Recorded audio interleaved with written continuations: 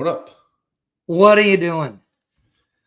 Oh man, I'm just sitting here, literally doing nothing. I was just spinning around in this chair and thinking about life and how I got here and where I'm going. Trying to catch up on a group chat that I'm like 8 hours behind. So there's like 8 million responses. That's great. And I'm in the first few things and it just makes me laugh. So we'll just to put a little bit of laughter in your heart here, let me read you this. Okay. So I'm not going to say who this is, but people would know this person. He is in the media. He says, so I got added to a Pontiac engine building forum and then immediately removed for responding to someone advising adding Comet dish scouring powder through the spark plug holes to speed up ring break-in is a good idea. He got kicked out of the group by saying this is the worst piece of advice on the internet. And that's a pretty big statement. I mean, given the dumb shit that people are saying today, that's a pretty bold statement right there. So I love it.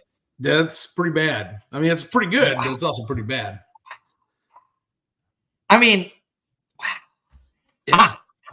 I think whoever that was won the internet today. Yeah. I'm trying to think. Okay. So those of you in the chat, please give us some love here. Lycan, Scott, Bill, Keith, Rebel Driver, etc. Barnalicious, of course.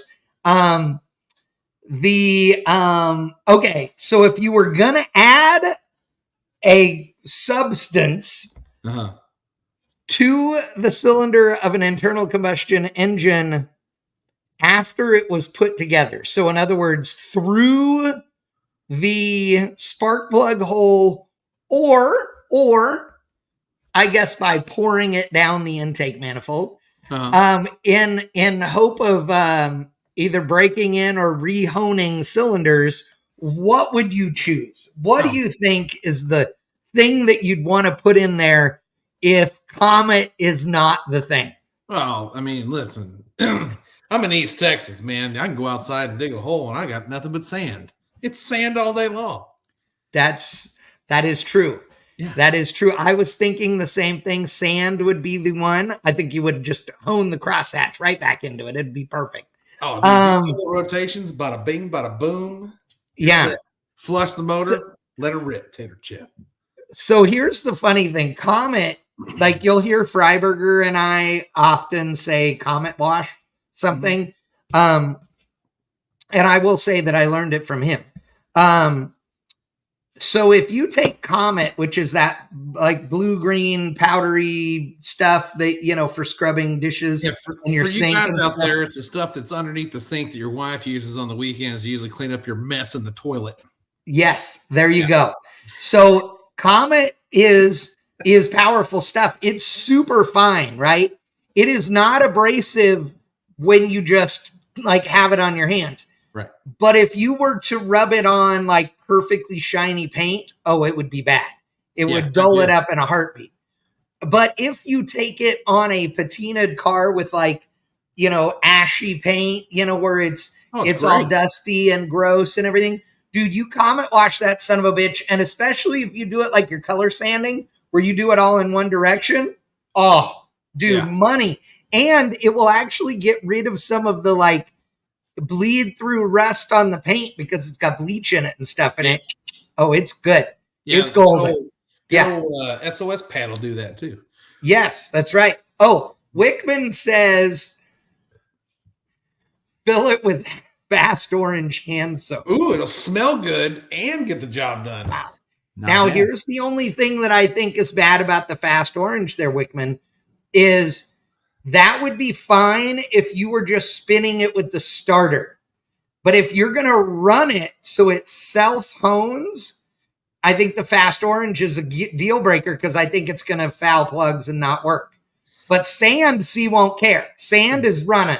It's all good. Yeah, and here's the thing with the fast orange. This is the other caveat to that, right? So if you're going to use fast orange, right, and you're redoing the crosshatching in the cylinders of your motor with fast orange, one of the things you should not be concerned about is cleanliness. And excuse me, sir, but fast orange is going to make it a little too clean on the inside, just a little too clean. So that's true. It might. Yeah, you're so the same gentleman that was added to the Pontiac Forum, then told the guy he was an idiot, and then was removed from the Pontiac Forum, he's responsible for this. And I'm going to put this, hold on, I'm sharing an image. And so just to take a little bit of credit here. We started 15 years ago when we started Bang Shift. We started doing April Fool's blog items. Like on April Fool's Day, we were the jam. Nobody else did it in the industry. Everybody thought we were crazy, and we went all in. Like we did, like full on, like as if we interviewed the guys at GM, all the things, and then we even had a guy who did renderings for all the Top Fuel teams and stuff. Like doing renderings for us and everything of new NHRA rules. There's not going to be, Funny Car and Top Fuel aren't going to exist. It's one class, and here it is. And it was like, this bastardization. It was like all kinds of dumb crap, right? And it was a really, really, really big, right? Now everybody does it, which I love, but back in the day they did not. So here though is a friend of ours, this buddy of ours, who has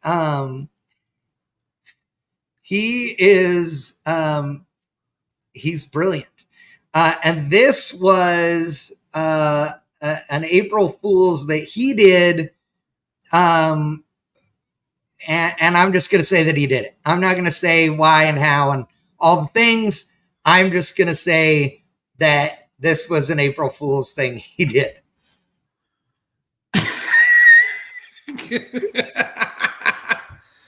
Compression in a can.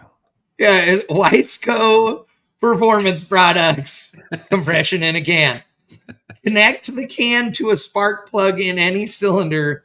Depress the plunger to begin flow of epoxy. Once full, rotate the engine over past TDC several times. Dome epoxy will self-clearance, forming valve reliefs. Allow 2 hours for epoxy to cure and use only high-octane fuel. Oh my God, it's so pricelessly great.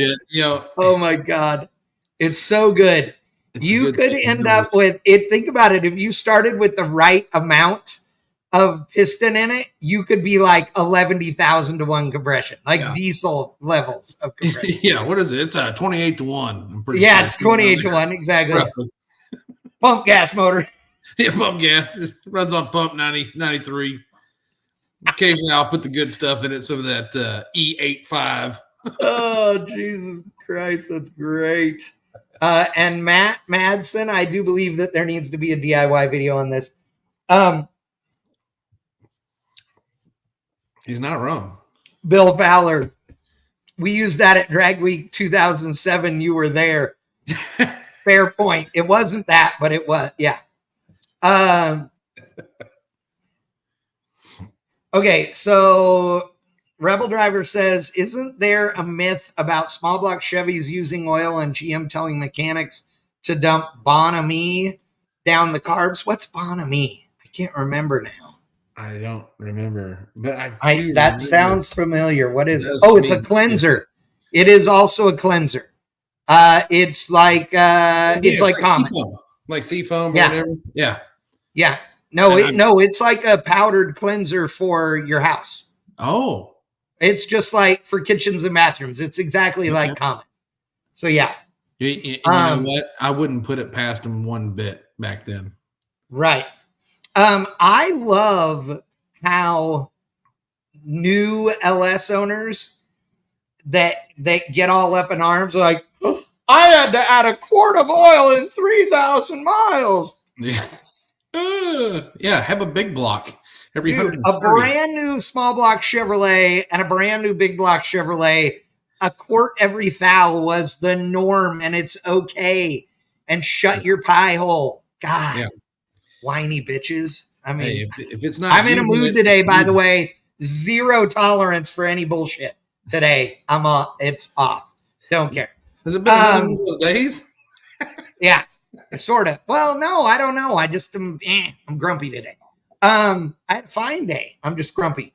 Well, I know why I'm grumpy. So today's discussion, as we get rolling along here now,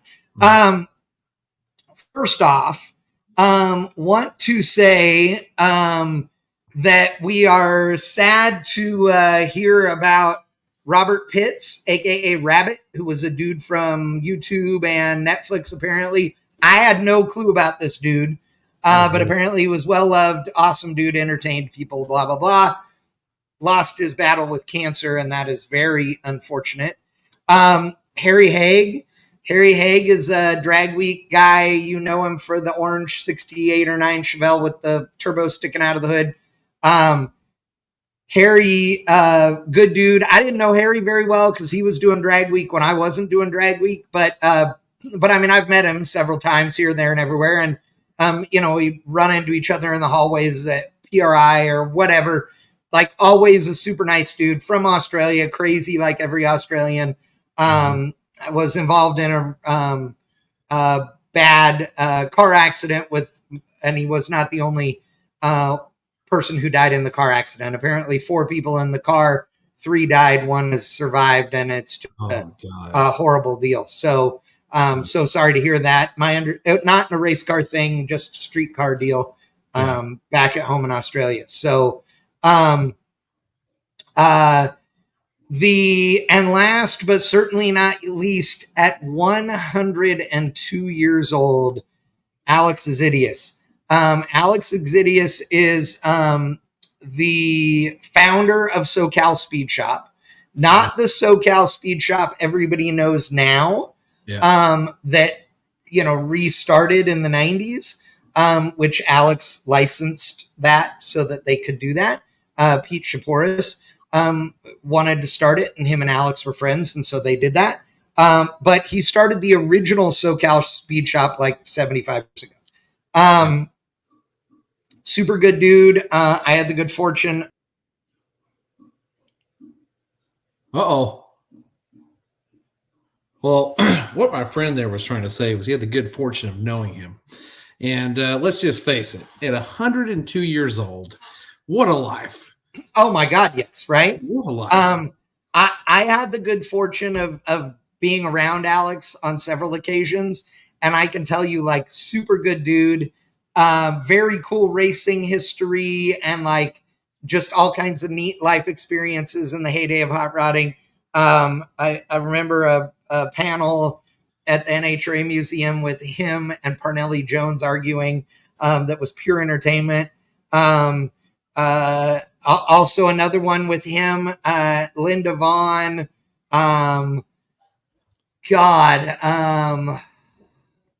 There were all of these fuel injection guys that were there. And oh my God, I just remember all these crazy stories with him. And what a good dude. Our good friend Tony Thacker, who just submitted a bunch of cool photos from the Romo Motor Festival, which we'll talk about here in a little bit, was a great friend of Alex's. And he is writing a story for us for Bang Shift. I told him, I didn't care if it was a rush. Everybody's been putting things up the last couple of days because he died 3 days ago, I guess. But I don't care when it is. It's just cool coming from Tony because Tony and him were close. And so a pretty neat deal. But a really, really nice guy. And it sucks that he is gone, but 102 years, like you said. I mean, hey, dude, if I make it to 86, if my fat, makes it to 86, I'll be happy. Oh yeah, 102. Oh yeah, man, dude, that dude's seen a lot. Well, and it's funny, but he was, here he is on his 100th birthday party. Hold on, I'm gonna share this one. This is his 100th birthday party. I mean, dude, seriously. Like, the guy, I mean, looked perfect. I mean, he's old, but he looked normal, you know? And God, I don't know. I think the last time I saw him, he was probably 97 or 98. And he did not seem like it. Like, if you had met him and said, oh, okay, well, I know he's old because you heard stories and this and that, you might have said, oh, he's 80 or something. But I mean, he wasn't a guy that like shuffled around and wasn't, you know what I mean? I mean, the dude was in good shape. So very, very cool life. And we all owe him a, you know, debt of gratitude for being a guy that, that was a pioneer in the hot rod world for sure. So, and then what? We lost Scott Bloomquist. So if you're a dirt guy, I mean, God, I know, dude. Like, it's been a heavy couple of weeks. Yeah. I mean, his dad was a pilot his whole life. I mean, the guy's flown a million times. His dad's flown a million times, and you know, and crashed his little plane. I mean, I say little, but it, you know, I mean, it was a Cessna. It was like a 65 horse Cessna, I think. It was an old 1940s or 50s model. I don't know exactly the details of what happened, but I mean, it's just crazy. And then, you know, I mean, shit, what a month and a half ago we lost Lizzie. Yep. And, I mean, that in itself was just, I mean, that was a unbelievably sad situation. Oh yeah. Well, and it's, you know, it's one of those things where, you know, it just seems to happen like, it happens in 3s or 4s. Yeah, exactly. You end up with a bunch of them, you know, so. Yeah. You know. Clark says he was in a Piper Cub. Piper Cub. That's it. Yeah. Yeah. Right. Which is a cool, you know, a cool old plane for sure. Plane, Scott Malpass says Alex was the first to 200 in 1949. There you go. Mm-hmm. Yep. I mean, he did all kinds of stuff. I mean, his history is insane. And honestly, that's why I didn't want to write something up, is because he's got so much history. Like, that'd be easy. I'm wanting something a little more personal, which is why we somebody knew him, you know. Yeah, personally, yeah. Scott Malpass, Roger Richards, yes. I mean, this year has been a bunch, dude. Roger, the Sherpa of photographers. I love that guy, dude. Like, Roger was the man. I've spent many, many years on the wall next to him, or on scaffolding, you know, 50, 60, 100 feet down the wall from him, with him making fun of me and, you know, giving me rations of shit the whole time. And I love him for it. So, it's been a weird year for sure. Yeah. And then on top of that, like personally, like for me personally, the guy who got me into hot rods was my uncle. He passed away 2 weeks ago. And yes, that's right. Unexpectedly. And I mean, he was my Corvette uncle, man. He had Corvette and Harleys. I mean, the guy rode to every major tourist place in America on a Harley 2 or 3 different times. I mean, that's cool across the country. But I mean, he had all the cool cars. He had a 427 Stingray. He had a 3.2 ZR1 when they came out with that quad cam motor, you know. Oh yeah. Yep. Yeah. And then he had one of those pace cars, those ugly ones, the ones with the purple with the highlighter yellow wheel. Oh yeah. Yeah, dude, he was every time I went to Uncle Scott's, man, it was vanilla Cokes and hot rods. Like, that's awesome. Something loud. He was big into Mustangs and he loved Mustangs and Corvettes. Like, yeah, combination. But yeah, that's cool. Yeah. Well, and Scott Malpass is bringing up the fact that that Richard and Alex were both veterans. That is right. And Alex flew B-17s in World War II, because, you know, he was in his 20s. I mean, which is so, and I don't know that everybody understands this. I'm not the only one that says the car scene is different in California. And everybody can squawk whatever they want about the whole emissions thing. But the reality is there is so much more hot rod and muscle car and stuff going on in California compared to everywhere else that it's not even close. Yeah. It's a whole other thing. Yeah.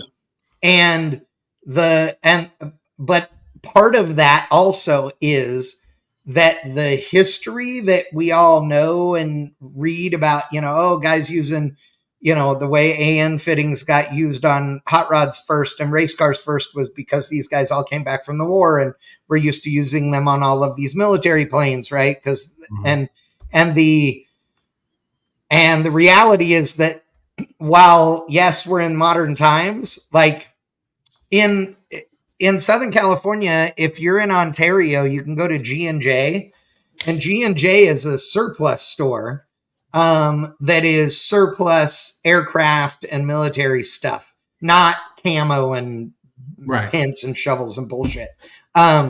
And you can buy all kinds of cool old airplane parts, including belly tanks and cages and, jet parts and all kinds of junk.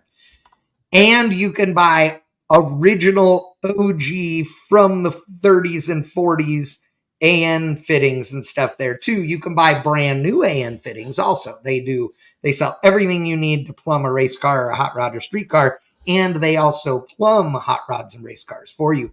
But you can also buy old stuff, not just all the new stuff. You also get nitrous refills there, which is great. So G&J is amazing. Love them. But it's a different thing because the history part isn't like you're in it still. I don't know how to explain that. It's just it never really faded away out there. Right. Places it does this, and yeah, you do have the emission stuff. Yeah, you got drag strips closing down. I mean, that's the one thing that does suck. A lot of the cool tracks are no longer there, and I don't know if we'll ever get beyond the craziness of government legislation over that stuff. But right. But if Cali was a little different mindset and it was a little more affordable, this guy would have been there a long time ago because I love the hot rod scene. Yeah, absolutely. I love the hot rod scene, but it's some of the greatest cars you've ever seen built came from out there. Oh yeah, absolutely. Yeah, absolutely. You got the East Coast guys, on the East Coast, back in the East Coast, West Coast battling. Yeah. Oh yeah. And the East Coast guys, they had killer like off the wall customs that were just, yes, wild as can be. But then you had Ed Roth out, and he was in California, right? Mm-hmm. He was a California guy, wasn't he? Yeah, he was out there doing the crazy stuff too. So it's inevitable it was going to crush the middle of the earth. That we call. America. You had guys like Gene Winfield, right? Yep. Metal shaper extraordinaire, one of the most famous custom builders ever, and Hines, King of Lead.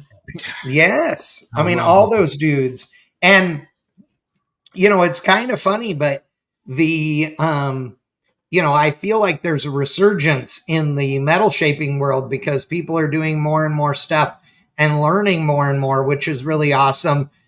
Because of YouTube and classes and what have you, which is really neat. So, I love it. I think there are some amazing younger, dudes that are doing what the old guys were doing.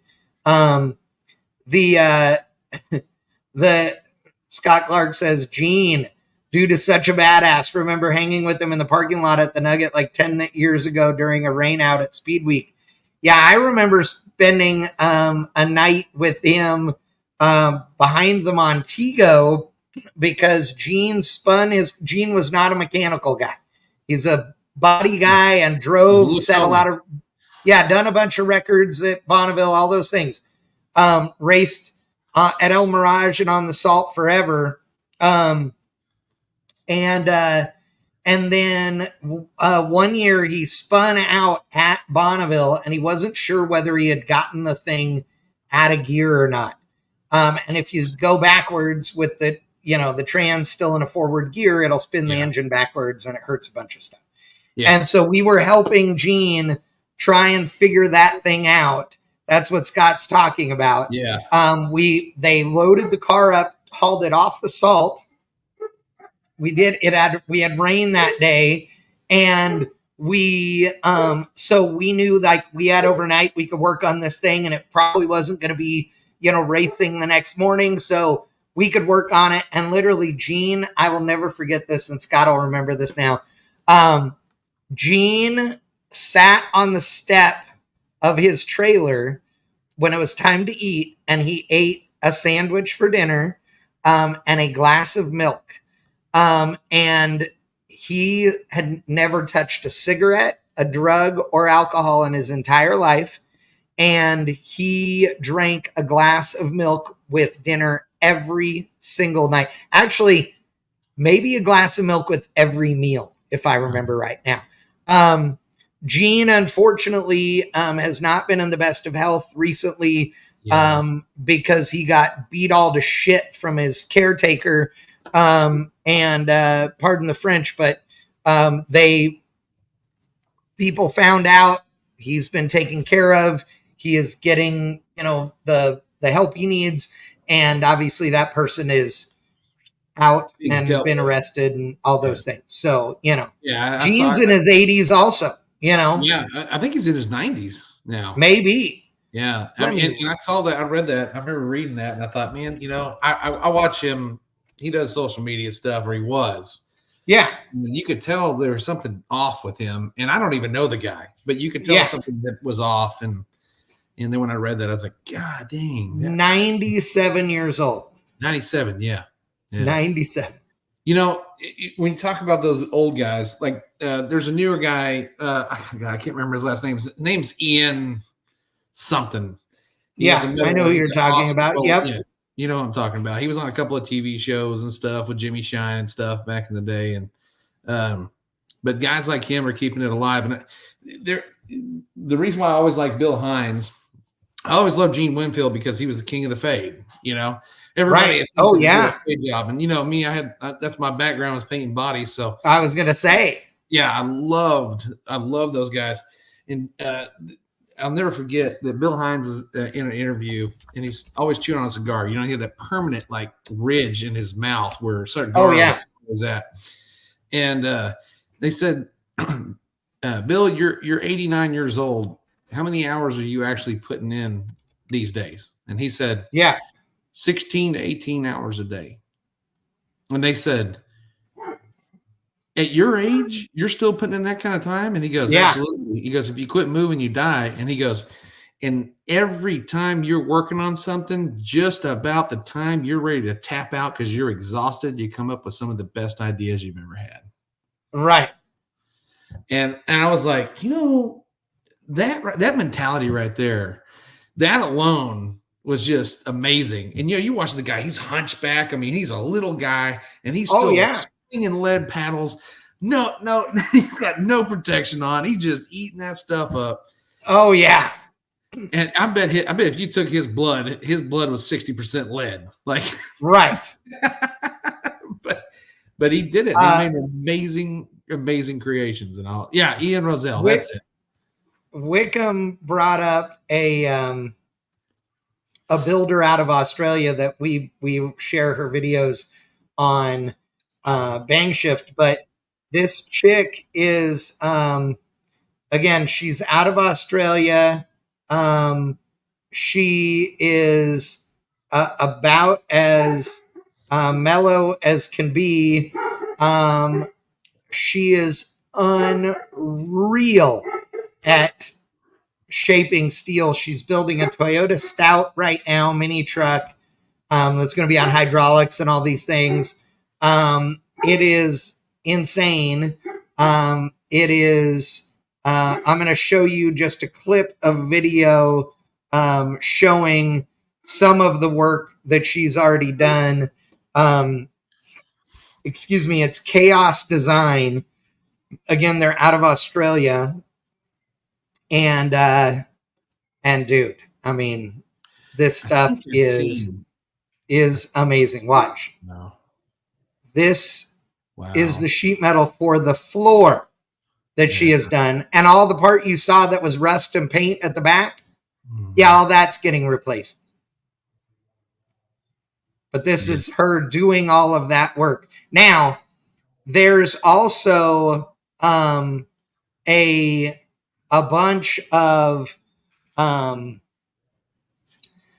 like she's extending the thing, she's channeled it, she's done all this stuff, she's stretched the cab, like it's nuts. And what's really funny is that until recently she was doing all of this on dirt. Their shop didn't even have a concrete floor. Wow. And look, she does a ton of this on OG tools that, you know, again, by hand. And it's really impressive. Yeah, look at that. I mean, just look at that. It's nuts. And I love it. And she's super fun to watch. She hardly ever talks.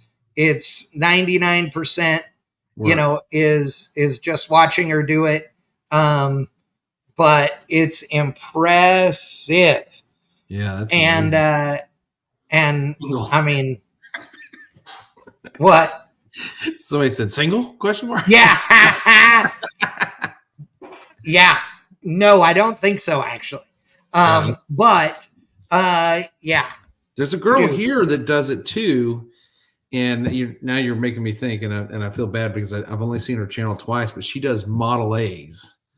Oh, okay. And she does everything from restores them stock, and then she builds like traditional hot rods, and then she does some of the newer stuff where they're chopping them and reshaping them, and she does all of it herself too. Yeah.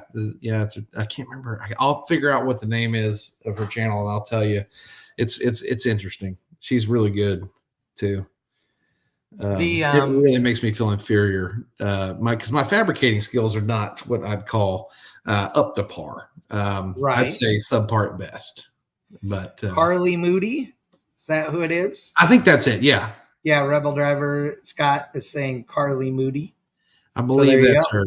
I saw her on Facebook a couple of times, and I watched a couple of her shorts that she put on there, or reels or whatever. And then I've caught it on YouTube a couple of times, but I don't go back and watch enough because I'm not a huge Model A guy because I can't afford them.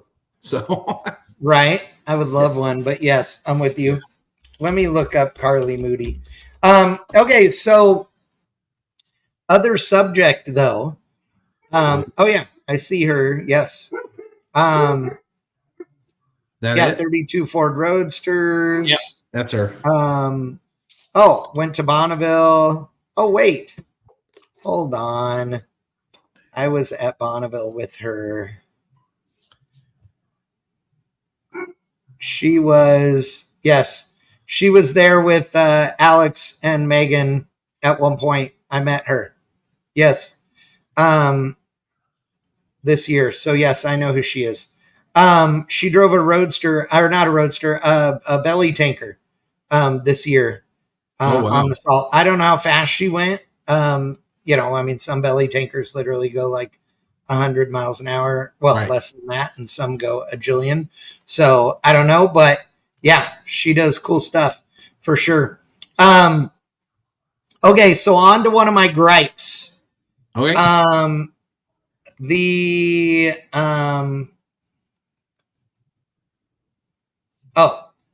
Before I get to that, I'm being asked, how did I like Tri-State? Tri-State. Oh, Tri-State. Yes. Tri-State was good.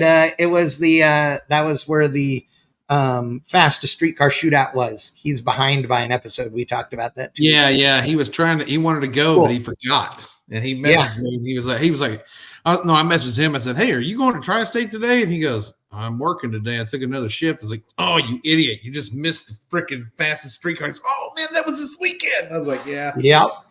Yeah. But yes, it was awesome. It was very cool. Cool little racetrack. Okay. So for those of you that did not see the post of Lyle catching himself on fire again.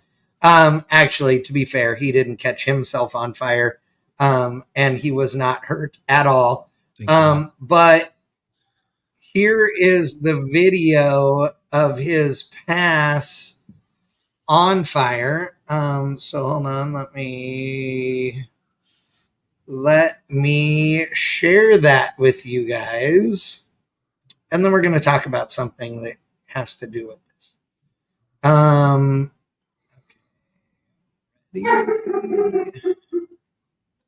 Okay. So this is in-car footage of the fire up. Yeah, it made me. It was a Pro Charge 69 Camaro Pro Mod.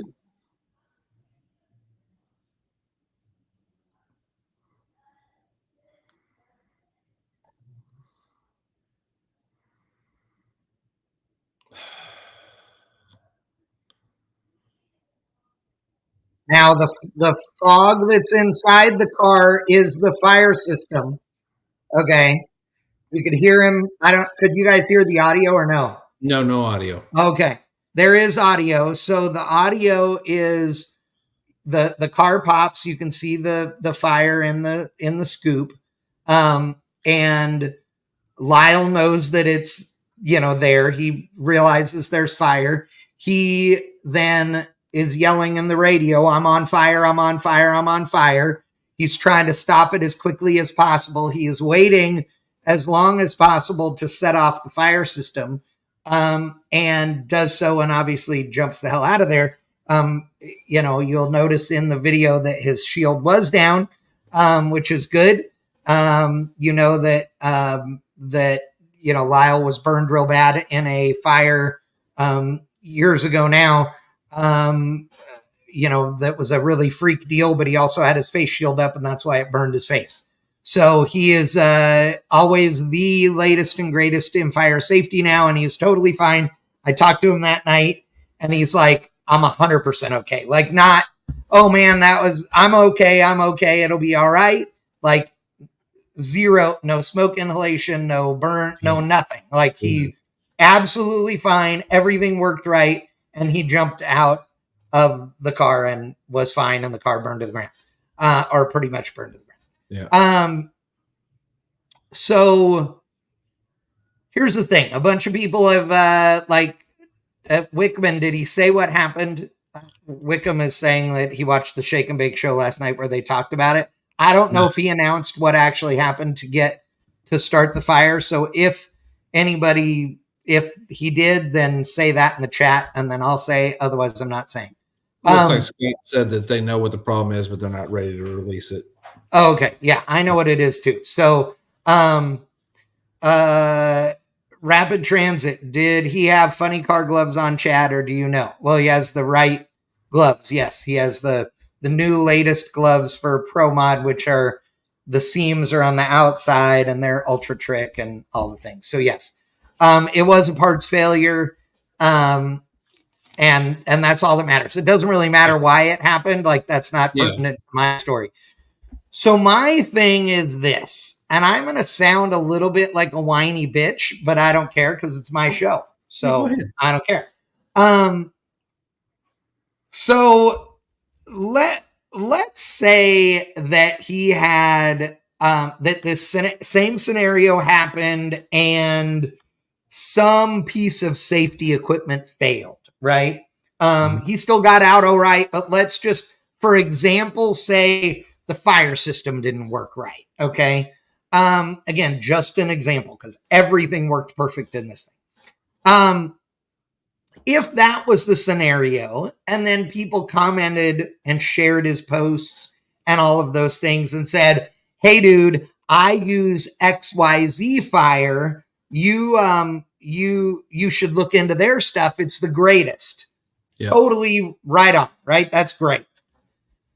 What's not okay is, in my opinion, is when people try and take advantage of this scenario. And I know that they don't think this is the case, but several people have shared his, earlier posts, right? Where it's just a picture of the fire or this and that, no video yet and whatever. Yeah.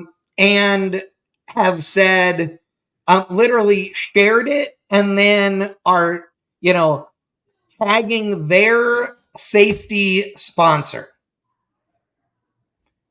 That's not cool. You're using his thing to try and get some social media clicks on your, in one particular case was a guy put up Stroud. Stroud makes great safety products. That's totally fine. But you know what Lyle doesn't use? Stroud. Okay. Yeah. He uses Simpson hybrid harness. He wears a Stan 21 suit. He has a bunch of different brands, all the stuff that he likes the most. Yeah. But what he doesn't use is Stroud. If he tags Stroud because he's like, hell yeah, this shit worked great, that's one thing. But when somebody else does, for no reason except to pimp their brand or the brand that I don't know, it just feels douchey to me. I feel it's douchey. Yeah. Oh, and I'm not alone. Yes, John Victorino, I trust you, my friend. John says douchebags. And I agree. Yes. Yeah. There you go. Yeah, I don't know why, but it just pissed me off when I saw it. And it wasn't one person. It was a handful of them. Mm-hmm. And that just doesn't feel right to me. Again, if there was a problem and you were making a suggestion, okay. Yeah. Well, it's just the way of the world, man. Even though our community of racers and hot rodders and car people in general, we're all pretty supportive of one another, there are a lot out there that take advantage of moments like that and try to spin it for themselves. And it's very distasteful. And I remember a scenario similar to this going down a few years back with a couple of nitrous companies that are pretty big, especially right now. And it was over a bottle that failed, and a guy lost his leg over the situation. And both nitrous companies, like one of the other nitrous companies, it was a bottle from this company here. This other nitrous company jumped on it and said, oh, well, that's because you don't do a bottle exchange program. That's why you should come to my company, because I do this and this and this and this and this. And then, but nobody understood that the guy who had the failure heated his bottle with a torch. And we all know, right? We've all done it. Like I've done it a million times. But we also know when you apply heat to a bottle that holds pressure, it is a piece of metal that expands and contracts, right? Yes. And when you apply heat mainly to certain areas, which you typically are at the bottom, the base, and the sides, you're gonna weaken the rigidity of the metal. And if the pressure gets too high, what's going to happen? Yeah, exploding. Yeah, and the guy didn't have the little burst valve on there. So right. But that guy was trying to drag the other guy through the mud, and it had nothing to do with him at all. Now, sure, his little exchange program was great, right? Which is awesome. Oh yeah, but you don't have to down the other company because. That was so. And also here's the other part about that. Uh-huh. None of these nitrous companies make their own bottles. They don't make their bottles. Right. Right. They just buy bottles with their paint on them. They're all the same bottles. Right. Yeah, so come on. Place. Yeah.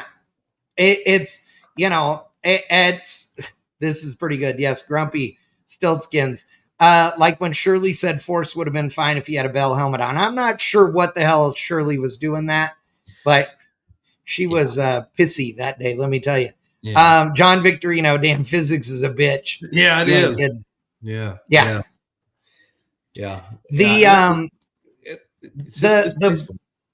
The big thing to me is that there are times when competition between brands is good.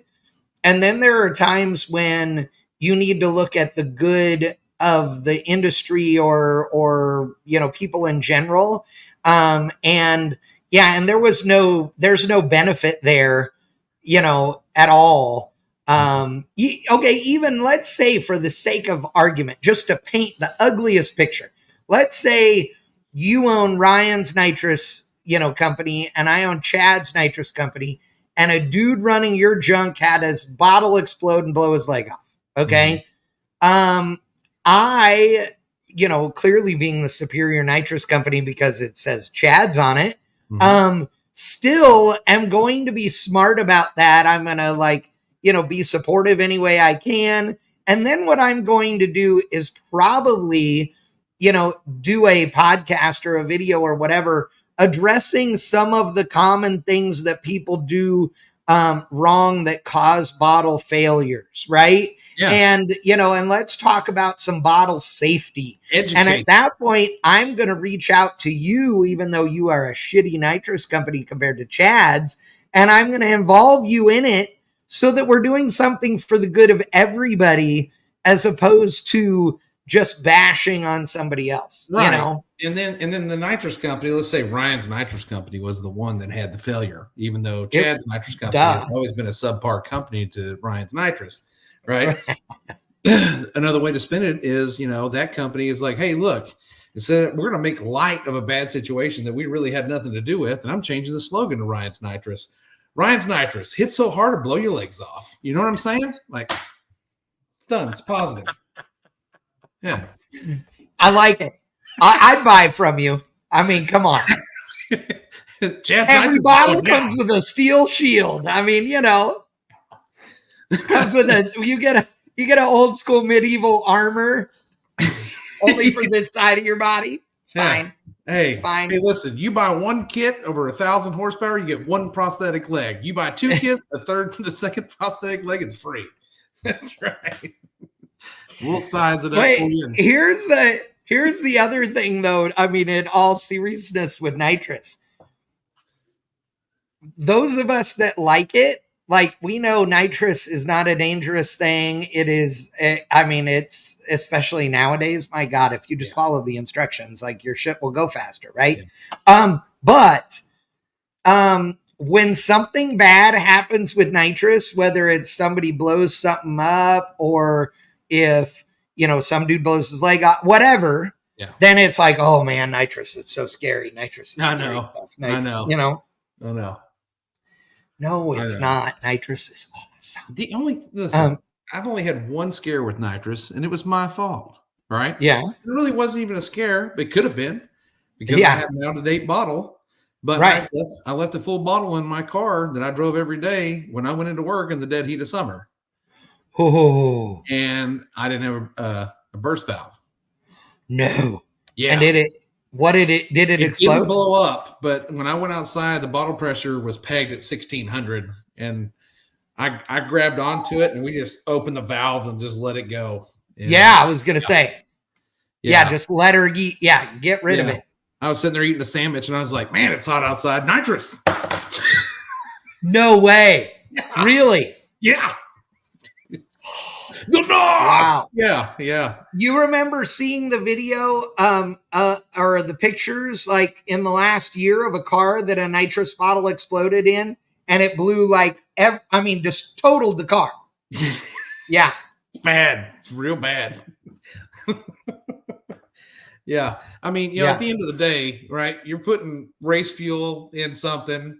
You got a motor that's highly volatile. You got nitrous. Look, we do need some Jesus, that's for sure.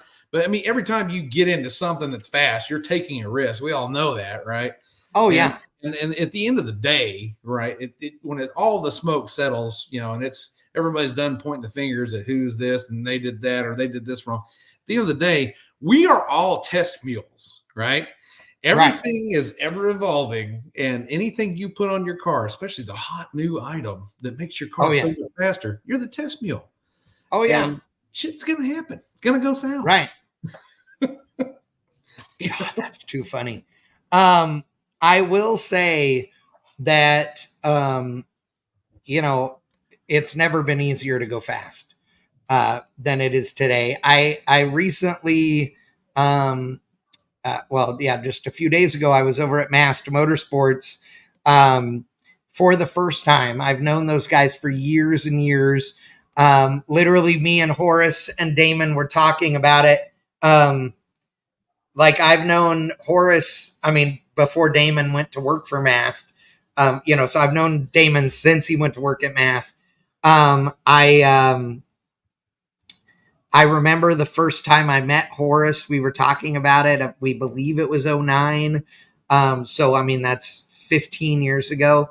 And and it was really cool to go walking through their facility and see some of their cool stuff, and some of their new stuff that they have coming down the pipe.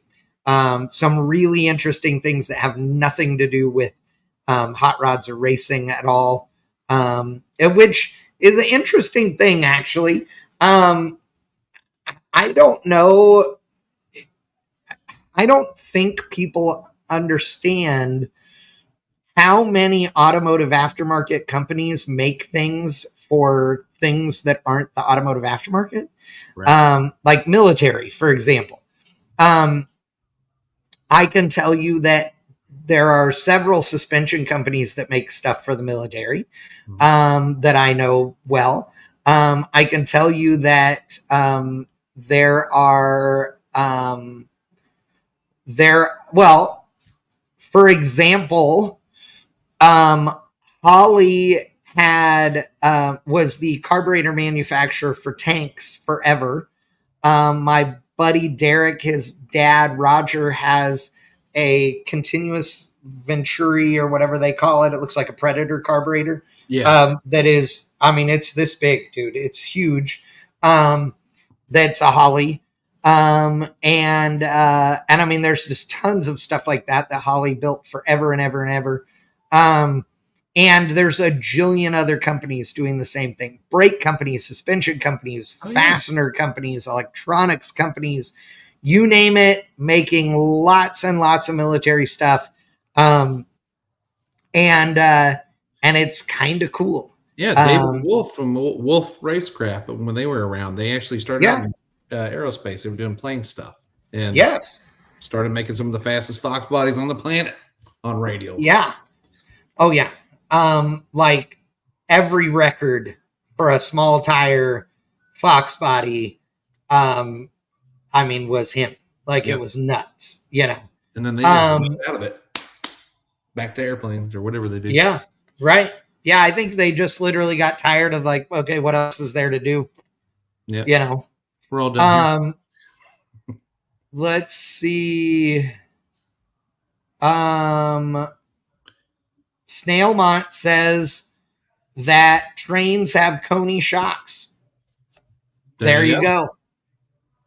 I believe it. It's just like a body shop. They do restoration stuff. They do collision for their bread and butter to keep the lights on, and the restoration stuff is whenever they have time. Same thing. Right. Yeah. Wickman says Coors makes aerospace parts. I didn't know that. But Ball, the mason jar company, does military spy satellite parts. Mitsubishi made TVs. True. I had them. Chevrolet made fridges. Yes. Yeah. They did. Yeah. Hey, you manufacture anything. You just manufacture it. Make some money. Exactly. So we're getting close to our hour. I know you have things to do on the truck. How is the truck? Are you going to make it for the show this weekend? Are we going to make it? It's touch and go. Okay. No, we're going to make it. We're fine. Interior is completely done aside from one coat hanger or the hanger deal I got to put in the side. Hook. Yeah. It's done. Interior's done. Visors are in it, headliners in it, radio works, everything works, new lights, everything's done. Does it look amazing? It does, dude, and it smells like a brand new car. It's weird. It doesn't make any sense. It's supposed to smell like sweat and like mildew, but it doesn't. Yeah. It smells like new leather. So wow. Yeah, so I feel fancy when I get in there. I'm kind of like my grandma right now, though. I haven't taken the plastic off of the seat. I don't right. Right. But I did. I got the front bumper on, which was a nightmare because it had a small fender bender and bent kind of everything. So, and I don't have the proper tooling here to bend things back in place. So me and Jake were out there with some old school stuff, sledgehammers, blocks of wood, and measuring tape and ratchet straps, and we got it on there and it's straight. Had to do a paint correction, which I'll have in my video. It's pretty awesome. Whenever the truck was painted, they painted it with the bumper on the truck, and the bumper was bent and pushed to one side. So the driver's side, they got in there. But when I pulled the bumper off, the passenger side had a big black spot where the silver was. And I was like, no. differences. When I put the straight bumper on there, it's going to show everything. So I had to do an emergency repaint on the lower fender, and you will shit a golden nugget when you see how it turned out and what I used. When I tell you what I used, you'll laugh even harder. Because it's perfect. I made it work. Made it happen. It looks great. It looks so good. That portion of the fender looks so good. I feel like I need to go ahead and do the whole bottom side of the truck using the same stuff that I did just because I can. But I'm not going to. Good. I'm not going to. Okay, I was just going to say, do I need to talk you off that ledge? Because that seems like a bad idea. The only thing I wanted to do before the show is swap the big block springs in it, and I don't know if I'm going to have enough time because I got to go out there and finish putting. Why the big block springs? Well, because I got the big heavy big block in it, and it's lowered, so and I have those 17-inch front runners with the 26-inch tall tires, so the control arm's very close to the ground. We're talking this far from the ground, and so I have a hard time getting out of my neighborhood because it's a crown road. So if I don't drive to the side and I get to the middle, it grabs onto the control arms, and so maybe you need to put a 28-inch tall front runner on it. Too tall for the fender well. It'll hit the fender well. I only have about this much distance between. What year is that thing? 84. Yeah. So you got to do the early inner fender swap. I know, because I'm going to have to do that on my Suburban too. So for those of you not in the know on square bodies, I believe it was 82. I don't know, 81 or 82, when they went to it was 81 is when they went to the bodyline truck versus a trim truck. So in 81, the inner fenders changed, and it had nothing to do with the outside of the truck, but it had something to do with the inside of the truck. And so the fender wells are actually shorter inside. So you have less room to tuck a tire up inside the fender well without them bottoming out. Yeah. And so you can get slosh tubs and a bunch of other options, or you can put the older wheel tub or inner fenders in, but it requires you to like 70% of the holes line up, but the other 30 don't. You got to drill things and I don't know. There's some stuff. So I'm just going to do the easy route. I have a set of, because it's got 2-inch. It's got 2-inch spindles, 2-inch drop springs, and tubular control arms. So I've got a set of big block 2-inch drop springs, which should raise the truck up about an inch and a half. Right now it rakes a little bit, and I kind of would. Yeah. I don't mind. So it'll be perfect then. Yeah. But I don't know if I'll have enough time to get them in before we have to leave on Friday, because we got to go Friday to get our vendor spots and all that kind of stuff. So I've got to have the truck detailed and ready to go. So I'm going to spend tomorrow detailing it, cutting, buffing it, and getting it slicked out so that it looks decent, because the paint doesn't look as good as the interior now, except for that fender that I fixed. It looks pretty damn good, but yeah. But so we're trucking along. We're good, man. I'll come back from the show. We'll swap the springs in it, and I'll do my rear end changes that I'm going to do to it, and then we'll go take it to the track and see how slow it is. Do you have nitrous for it yet? I do, but I can't run it in the class at the tailgate throwdown. So, well, I don't care about that. I do have a nitrous in general. Okay, yes, thank you. I mean, you can always pull the bottle out of it for the tailgate throwdown. It'll be fine. Yeah, it's okay. Seat. What? Seed. Be fine. Perfect. Okay. Perfect. Hey. Yes. That's football stuff, right? Yeah. Yeah. Little hockey signal. Yeah.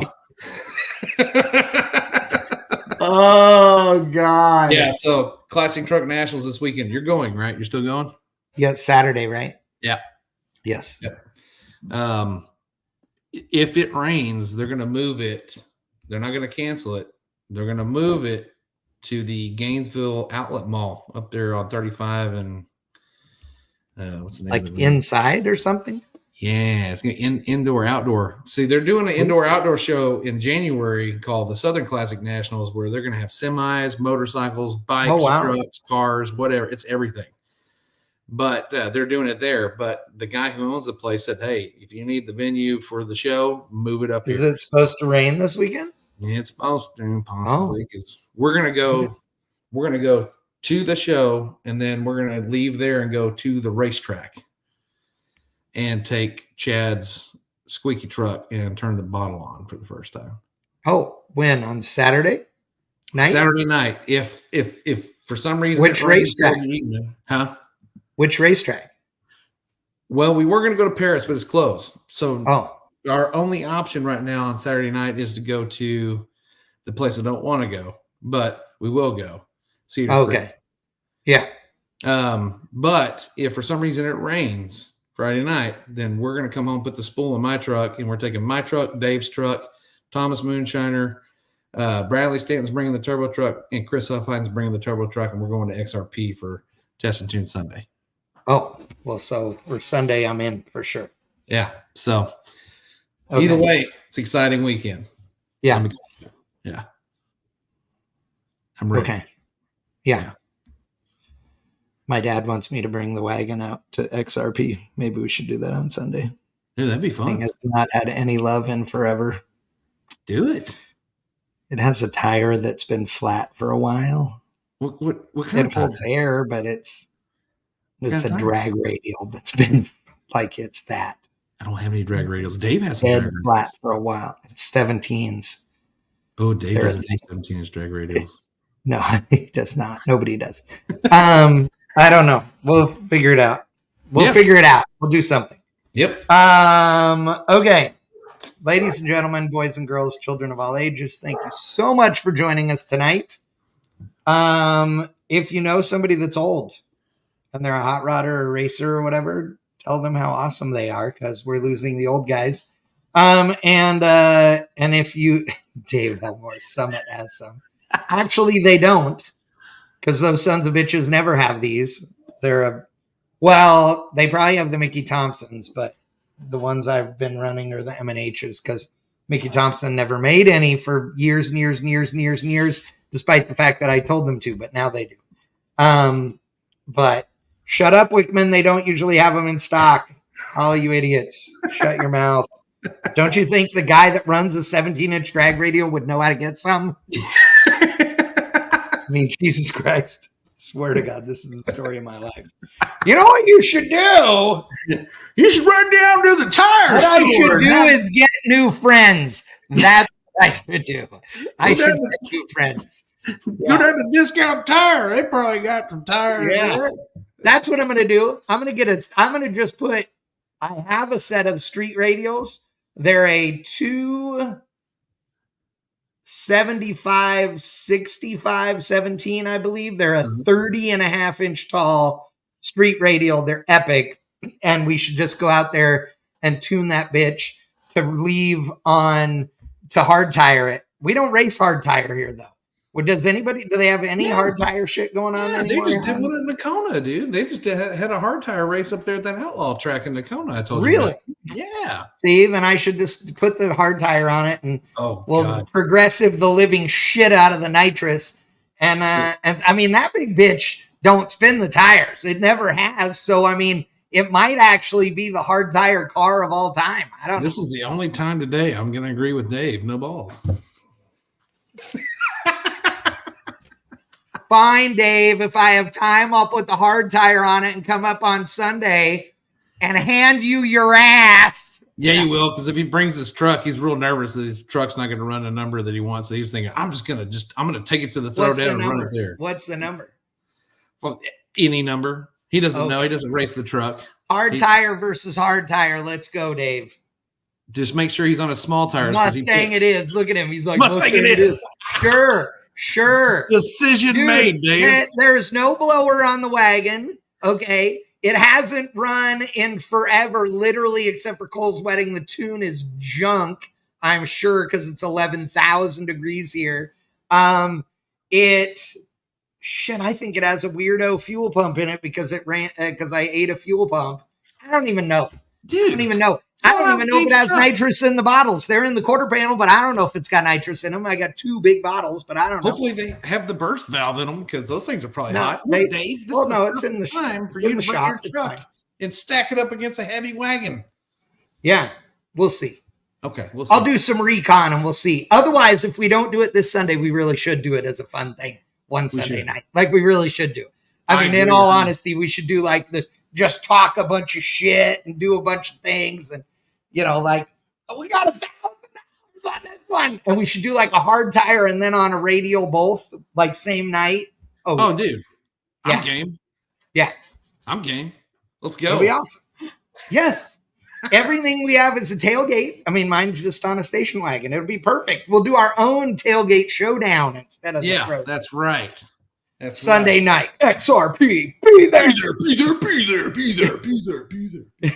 Dude, it'd be great. You and I could do like a funny reel, and it would be for like us to have 5 trucks there. It'd be perfect. We act like it's the biggest truck race ever. Just put it out there. Wouldn't it be funnier than shit? They have like 500 people show up just to watch 4 of us. I'll come in a pimp suit back. Shit, man, look, I told you this is the biggest truck race. Oh my God, Galen would just laugh at us and be like, what kind of idiots are you guys? These kind of idiots, Galen. These kind of idiots. Yeah, like somebody said earlier, we need some Jesus. Yes, we do. Okay. All right. Wrap it up. Go work on your junk. Ladies and gentlemen, again, thank you so much. Ryan, you're the man. If you have not subscribed to Streetcar Chronicles on YouTube, you suck. If you haven't subscribed to Bang Shift on YouTube, you suck. You suck. So let's not suck and subscribe to both of them. That's what I'm talking about. Right? Check you later, big homie. See ya.